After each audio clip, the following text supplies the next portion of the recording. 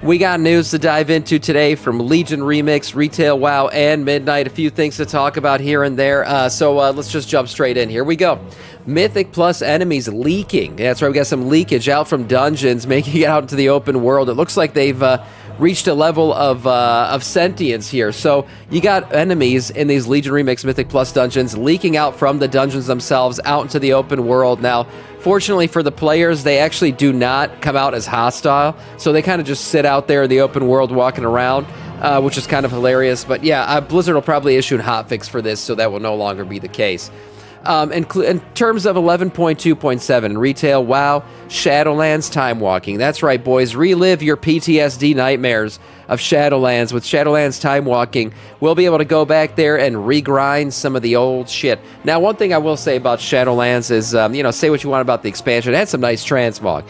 It did. Some of the Covenant sets and everything else, really nice transmog and some cool-looking mounts. And we won't be able to get everything. To be able to get everything, we would eventually need a Shadowlands remix, which, my God, sounds like an absolute disgusting thing to request, but yet there would be some good things to get from it, to be honest. So, anyways, we're getting time walking this time around. There'll be some interesting stuff we can get. We can get the Bone Cleaver's Skull Boar, pretty cool looking thing. Looks like something you get from Maldraxxus, as well as the Crimson Lupine. Yes, something we'd be able to get from that final zone in Shadowlands. I forgot what it was even called, but you'd be able to get a couple of these things, a nice little Foxy Boy as well, cool little robot mount, and then a few other things coming with this event. So coming in the next patch, you'll be able to revisit, again, some of the cool dungeons. There were some good dungeons in Shadowlands. There were. It wasn't all bad. It's just Shadowlands. Oh, I mean, at least you're not doing Torghast again. We'll save that for remix.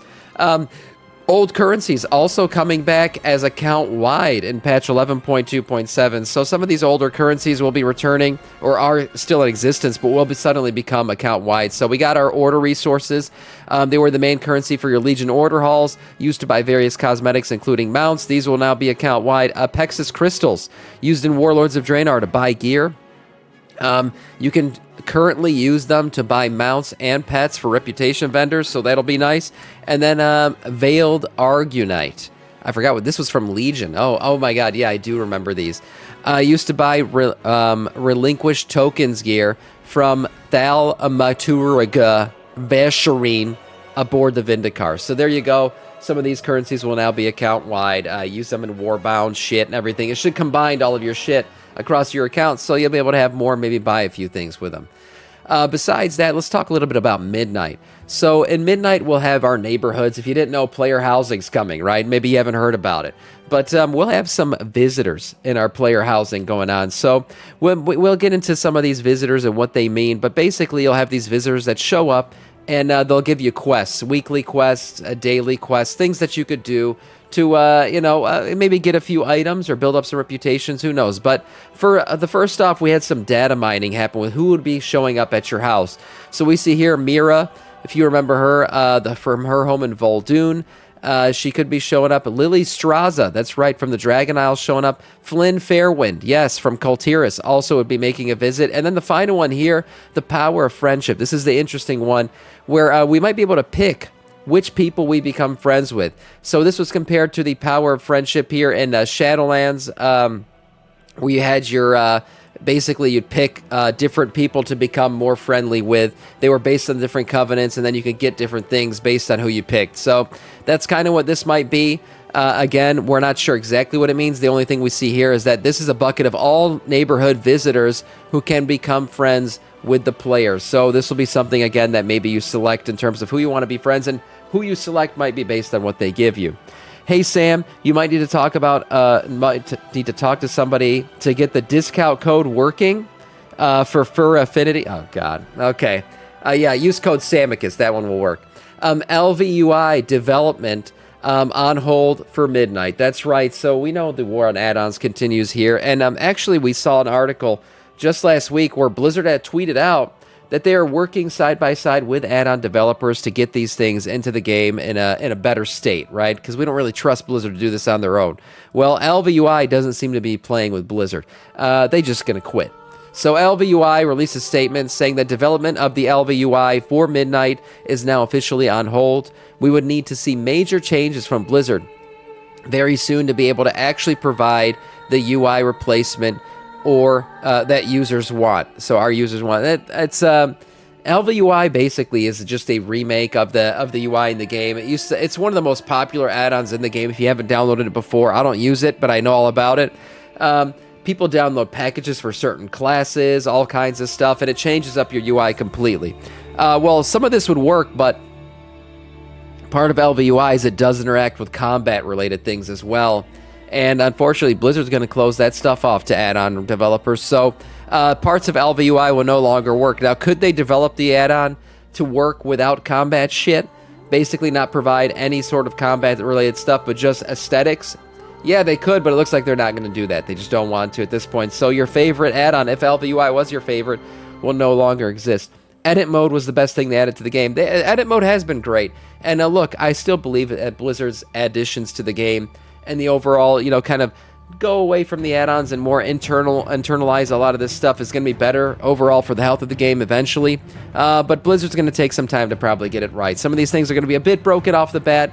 But all in all, I think ElvUI for a lot of people will be missed. But I still prefer the path that we're going down here. Accessibility shouldn't be locked behind Pathfinder and Midnight. That's right. So if you didn't know, we'll be able to fly around in Midnight all that we want from the very beginning. There will not be a lock in terms of flying, but the only kind of flight we'll have off the bat is skyriding. That's right. Your steady flight state, or more known as kind of the old style of flying, will be locked behind Midnight Pathfinder. Now, I'm not sure what Blizzard's strategy is behind this. Maybe they just won't want people gathering a lot, because I'm sure what people still use steady flight for is like flying around and gathering items. It's really good for that kind of stuff still, because skyriding is just faster. It's a faster way to get around, but it's a little bit less accurate in terms of where you can land and what you can do, and hover isn't available, so that changes things a bit. Now, the one good thing about this is that this Midnight Pathfinder achievement doesn't look like it's going to be very hard to achieve. Basically, I would say maybe completing the opening quest lines and some integrated quest lines for these different zones. But we see here, basically, you just got to get the achievement for every zone. Completing the quest lines in every zone will give you Pathfinder, unlocking your regular flights. So they just don't want you steady flying during the opening campaign. I kind of think they should just unlock it. I don't think this is really necessary. I don't know what their end game goal is. Again, I'm just guessing by saying maybe they just don't want people gathering a lot in the early game and putting shit on the auction house. I have no idea, but this seems a bit much. I mean, just give people regular flight from off the bat. Yeah, you don't like dragon riding. Yeah, I think there's a lot of people who still find dragon riding to be a bit difficult. There's people with motion sickness, right, who just can't really dragon ride around without feeling dizzy. So I don't know if Blizzard's going to revisit this decision or not, but as of right now, this is where it currently stands. Steady flight, locked behind the Pathfinder achievement. All right, let's check out the numbers, boys and girls. We got some numbers to break down here in terms of Mythic Plus and the way Season 3 currently stands in Week 10. Now, remember, we had the Turbo Boost event go live this week, or last week, I should say, so we're expecting a big boost in numbers. Well, those expectations might be shattered because it doesn't look like it's going to happen. Here we go. Let's jump straight into this. Right now, the most popular classes, or I should say the meta classes for your high-end keys, we got Frost DK, Beast Mastery Hunter, Restoration Druid, Protection Warrior, and Havoc Demon Hunter. That makes up kind of your meta group right now for your top-end keys, plus 22 being the highest keys right now people are running out there. Depletion rates, pretty low right now overall. Arakara, sitting at your best right now in terms of completion rate. It's also the most run dungeon right now. That's typically what happens. The easier dungeon is the one people love the most. Now, one thing I've been telling people about Arakara is if you like the way Arakara boss fights are designed, maybe you'll like Blizzard's new philosophy, because that is kind of what they're doing, right? They design these boss fights to be more intuitive, less requirements for add-ons and everything else. So Arakara, to me, is the best dungeon right now, and it's a good sign of things to come, hopefully. Sam hates anything that takes effort. Also true. Yeah, I am a lazy degen. So looking right here, again, the most failed one we still see is Arakara. Arakara has been the tough one to deal with this entire season, and most people are kind of avoiding it, but it's not that low, honestly. From the top end, we have Eco Dom Eldani sitting at 125k, and then You got Arikara sitting at about 100 crate runs. It's not too bad in terms of discrepancies. Still nothing like we've seen with Miss Saturana Scythe, where that shit was just popping off that season. So not bad in terms of balance. Overall balance of keys, people continue to do plus 10s and plus 12s. No surprise there. Plus 10s for the vaults, plus 12s for Keystone Legend as people continue to try to push for that. And different turbo boost item unlocks. So, you know, some of your mythic rewards and stuff like that that you can buy with your coins, you got to do the higher keys for that. So, nothing surprising here. Now, this was surprising to me. So, we see the overall numbers. If you guys remember the last time we did a turbo boost event, the numbers absolutely skyrocketed for participation in Mythic Plus. Well, not this time. It really looks like Legion Remix has taken away a lot of players from retail right now.